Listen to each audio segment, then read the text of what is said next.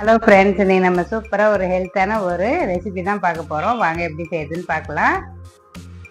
இன்றைக்கி வந்து கீரை வடை தாங்க செய்ய போகிறோம். அதுக்கு முருங்கைக்கீரை வடை தான் இன்றைக்கி.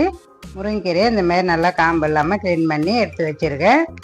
ஒரு வாஷ் பண்ணி தாங்க வச்சுருக்கிறேன். இது வந்து ஒரு 250 கிராம் இருக்கும். கடலப்பருப்பு எடுத்து நல்லா ஒரு 2லேருந்து 3 மணி நேரம் நல்லா ஊற வச்சு கழுவி தண்ணி வடிகட்டி வடித்து வச்சுருக்கேன். இதை இப்போ மிக்சி ஜாரில் சேர்த்துக்கலாம்.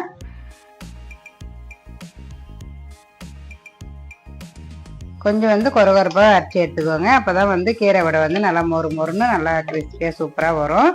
இதை நான் அப்போ அரைச்சிட்டு காட்டுறேன். இங்கே பாருங்கள், இதை வந்து இந்த அளவுக்கு கொரகொரப்பாக அரைச்சி எடுத்துக்கோங்க. உங்களுக்குலாம் தெரியும் இல்லையா, மசால் வடை செய்கிறதுக்கு எந்த அளவுக்கு அரைப்போமோ அந்த அளவுக்கு அரைச்சிக்கோங்க. இப்போ ஒரு அரை துண்டு அளவுக்கு இஞ்சி வந்து நல்லா துருவி எடுத்து வச்சுருக்கேன். அதை சேர்த்துக்கலாம். காரத்துக்கு 1லேருந்து 2 பச்சை மிளகாய் கட் பண்ணி வச்சுருந்தேன், அதையும் சேர்த்துக்கிறேன். நல்லா பொடியாக கட் பண்ண கருவேப்பிலை சேர்த்துக்கலாம். பெரிய சைஸ் வெங்காயம் 1 நல்லா பொடியாக கட் பண்ணி வச்சுருக்கேன், அதையும் போட்டுக்கலாம். பெருஞ்சீரகம் நல்லா 1 பாதியமாக உடச்சி இடிகளில் உடச்சி சேர்த்துக்கிறேன். ஒரு 1/4 ஸ்பூன் சேர்த்துக்கலாம்.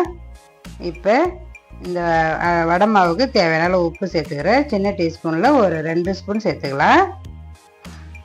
இதை நல்லா கலந்து விட்டுக்கிறேங்க. இந்த கீரை வடைக்கு முருங்கைக்கீரை எந்த கீரை வேணாலும் சேர்த்துக்கலாம். இது கூட நீங்கள் உளுந்து கூட சேர்த்துக்கலாங்க. ஆனால் அன்றைக்கி உளுந்து சேர்க்கலை. நான் இன்றைக்கி வந்து முருங்கைக்கீரை வச்சு தான் வந்து வடை செய்ய போகிறேன். நீங்கள் சிறுகீரை, அரைக்கீரை அப்படி எந்த கீரை வேணாலும் சேர்த்துக்கலாம். நான் வந்து ஒரு 2 கைப்பிடி அளவுக்கு கீரை சேர்த்துக்கிறேன். கீரை கொஞ்சம் நிறையவே சேர்த்துக்கலாங்க, நல்லா தான் இருக்கும்.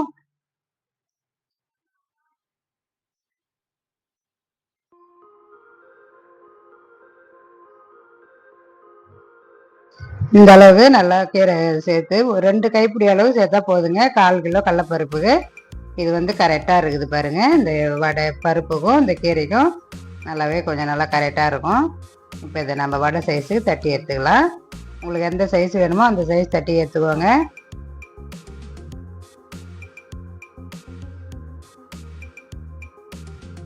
ஒரு இலை அப்படின்னா ஏன்னா ஒரு கவர் கூட வச்சு கூட தட்டிங்க. உங்களுக்கு கையில் தட்ட வராதுன்னா நான் எண்ணெய் ஊற்றி எண்ணெய் நல்லாவே காஞ்சிடுது. இந்த மாதிரி ஒரு ஓட்டை போட்டுக்கலாம் சென்டரில்.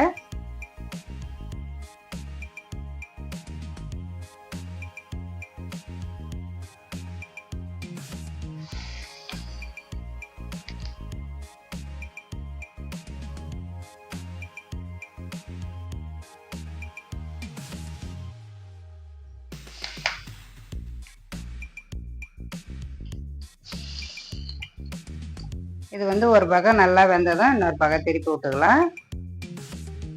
நல்லா வந்து மொறுன்னு வேக வச்சு எடுத்துக்கோங்க. கொஞ்சம் மெல்லிசாக தட்டினா கொஞ்சம் நல்லா கிறிஸ்பியாக வருங்க.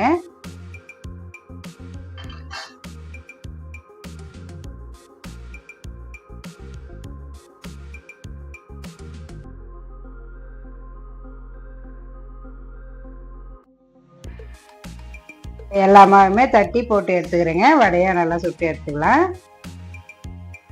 நல்லா சூப்பராக மொறுன்னு ஒரு கீரை வடை ரெடி ஆச்சுங்க. நல்லா அந்த முருங்கீரை வாசத்தோட சூப்பராக இருக்குது வடை.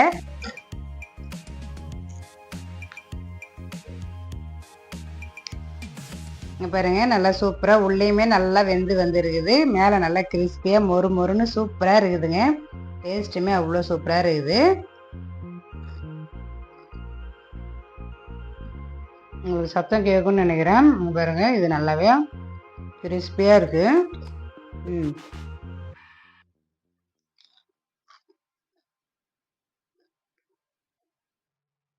நல்லா வந்து மேலே கிறிஸ்பியாகவும் உள்ள நல்லா சாஃப்டாகவும் இருக்குதுங்க. டேஸ்ட்டுமே நல்லா சூப்பராக இருக்குது. கண்டிப்பாக நீங்களும் வந்து இந்த ஹெல்த்தான வடையை பசங்களை ஈவினிங் ஸ்நாக்ஸாக செஞ்சு கொடுங்க. செஞ்சு பார்த்துட்டு எப்படி இருந்துன்னு கமெண்ட் பண்ணுங்கள். இந்த வீடியோ உங்களுக்கு பிடிச்சிருந்ததுன்னா லைக் பண்ணுங்கள், ஷேர் பண்ணுங்கள், கமெண்ட் பண்ணுங்கள். மறக்காமல் சப்ஸ்கிரைப் பண்ணுங்கள். சப்ஸ்கிரைப் பண்ணலனாலும் பரவாயில்ல, இந்த வடையை வந்து பசங்களுக்கு கண்டிப்பாக செஞ்சு கொடுங்க. பாய்.